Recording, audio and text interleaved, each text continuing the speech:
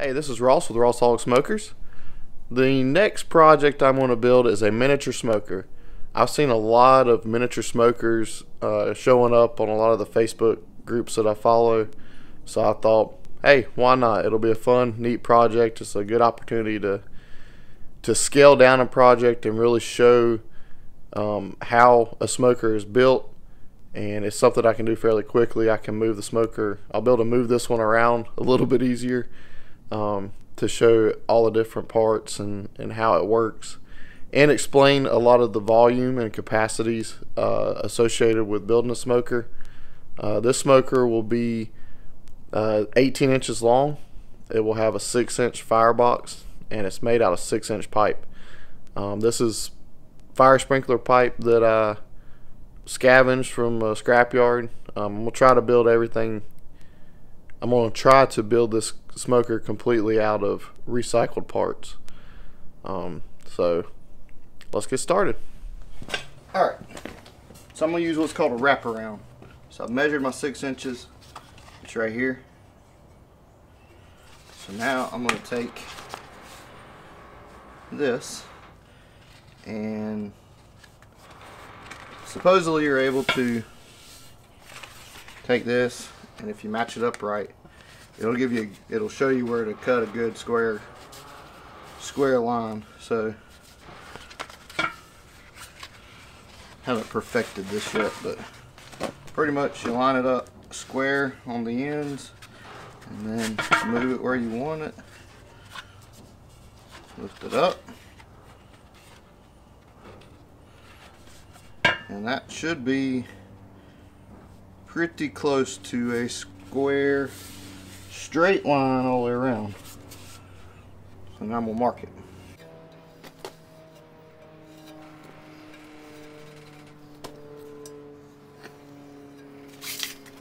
So this pipe is, I believe, a Schedule 40 pipe. Bought at a junkyard. It was a piping system for fire suppression.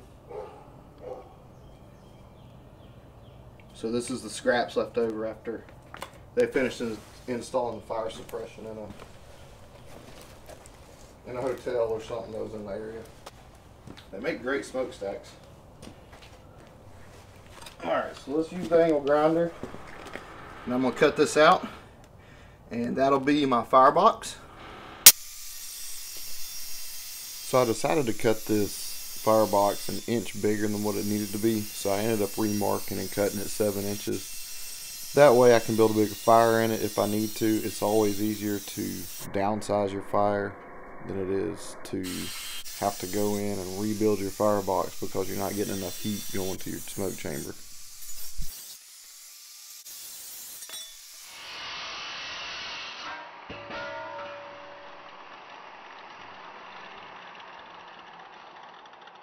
Alright, so this is the cook chamber, and like I said, it's going to be 18 inches long. This is actually 17 and a half, but that's alright. And then here is the firebox, and it'll sit like that. So the next step, now that I have the firebox cut and the smoke chamber cut, is I need to find a piece of metal I can use to cap the ends. So I'm gonna need four 6-inch pieces of metal, 6-inch round pieces of metal. So I'm gonna try to use this piece of scrap metal I found in the woods on the side of an interstate. See if I can get all 6 circles out of it. If not, I'm sure I've got some more scrap around here. So I'll cut these circles with oxyacetylene torch.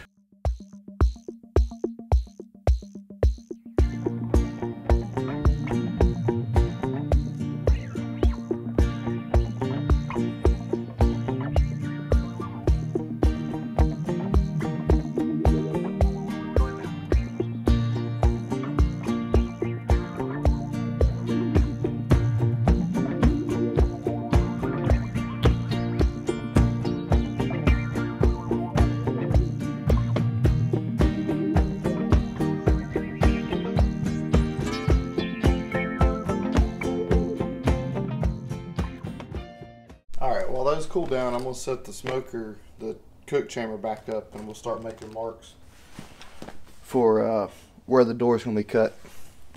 Now to square it up, or to make a line all the way across that's straight on a round piece of pipe, you take a piece of angle iron and you put it up here, and it'll self-center itself. It'll self-center, so there. That's a straight line. Now, typically on my smokers, when I put my door in, I bring this line where my door cut is. I might bring it down 6 or 7 inches. Well, since this is a smaller version of a smoker, it's going to be a little bit different. So I'm only going to bring it down maybe an inch, and that'll just give me some room to put my hinge in and my flange and everything. So I'm going to bring that down an inch. So I'm going to mark that at an inch. So I'm going to use my pipe wrap again. Go down an inch.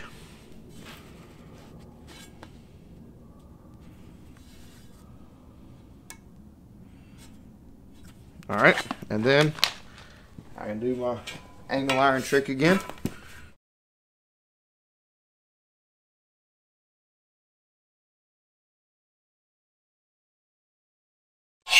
Alright, that's going to be the top of my door. Now, I need to quarter this pipe because that's where the bottom of the door is going to be. So to quarter the pipe, first I will measure the circumference of the pipe with this pipe wrap. So we'll go, I'm going to overlap just to make it a little bit easier. So it's 22. So since I overlapped it by 1 inch, this is now actually 21 inches. So if I take 21 and divide it by 4, 5 1/4. So from the top line, I'm going to call this top.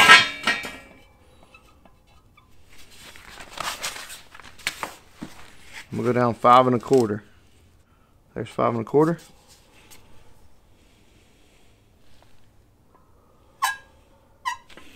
Alright, so now that's the bottom of my door. Alright, so then I need to come in 1 inch from each side. Inch. I'll do the same thing on the top. Now, I'll be able to take my wrap again.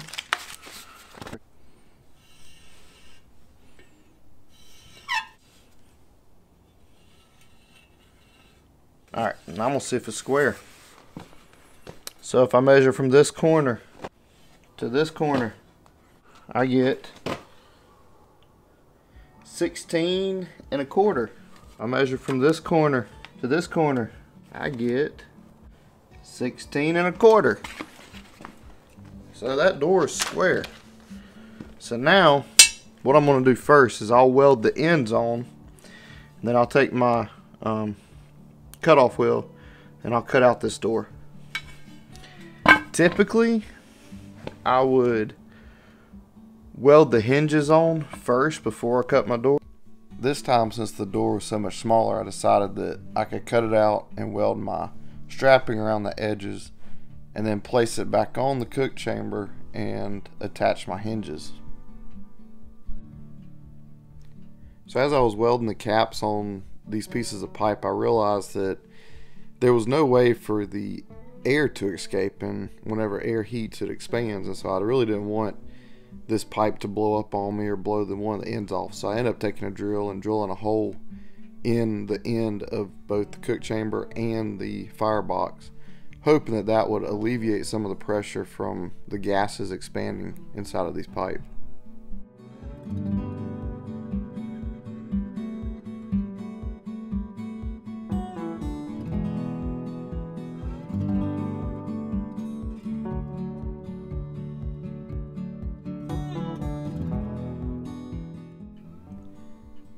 And now it's time to cut the doors. So I drilled a hole in each corner of the door. That gave me a spot to run my angle grinder to. That way I didn't go too far outside of the line whenever I was cutting out the door.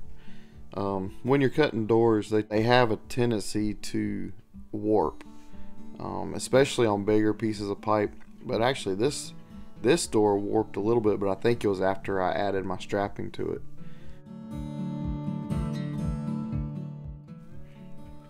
So now it's time to cut the strapping for the door. I used 1-inch flat bar for this, and I like to cut, whenever I do my strapping, I like to cut 45s on it. It just gives it a little bit cleaner corner. It makes it look nicer. You can get the same effect if you just butted it up square with each other, but I just like the way a 45 looks. So I'm putting the strapping on the door here. You can see I'm using clamps to bend my flat stock. I think this is why my door warped. Whenever you do these clamps and then you weld, you're adding heat to the piece and then it cools unevenly, and I think it just caused it to warp. I've had this happen on bigger doors. It's a lot harder to fix on bigger doors. This one was fairly easy. You'll see later on that I pretty much set it on a flat piece of metal that I found on the side of the road and just beat it with a hammer until I got it to the way I wanted it.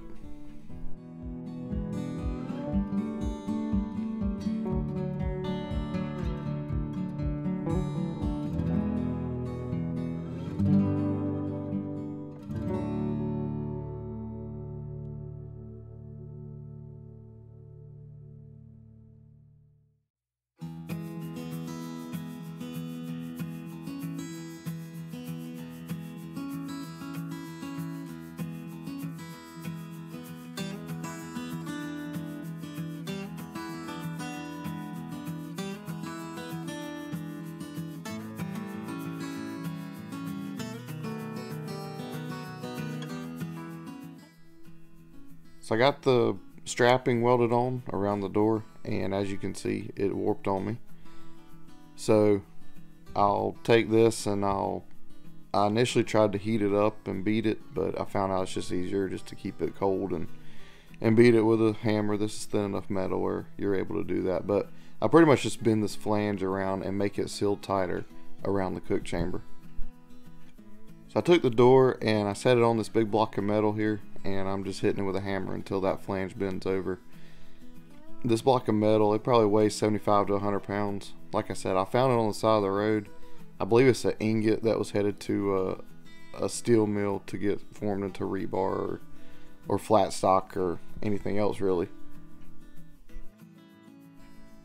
After getting the door shaped the way that I wanted, it's time to cut out the opening in the firebox that'll go to the cook chamber. So this is a half moon shape. I usually cut it bigger than what it needs to be, and I control my airflow using my firebox door and my dampers on my smokestack.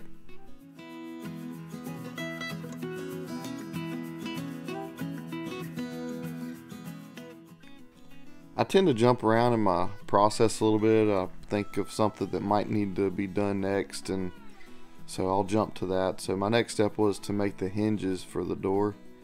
I used some old chain that I had laying around. It's old rusty chain, but it still moves.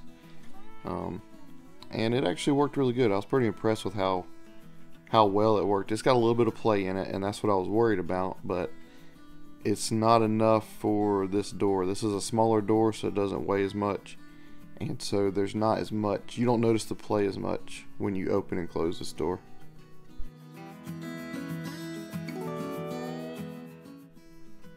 Getting the hinges aligned evenly on the door is a crucial step. You don't want your hinges to be off at an angle or the door won't open as it should. So I got my hinges set where I wanted it to, and I got them tacked into place.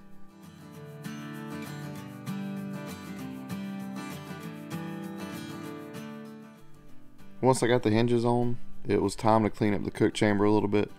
I wanted to make sure I ground all the welds I could before I mounted my firebox on it, because once I mount that firebox, it's going to be a lot harder to get in here and grind some of these welds down. Thank you for watching part 1 of the miniature smoker build. If you liked what you saw, please like, comment, and subscribe. And stay tuned for part 2, because there is much more to come in this smoker build.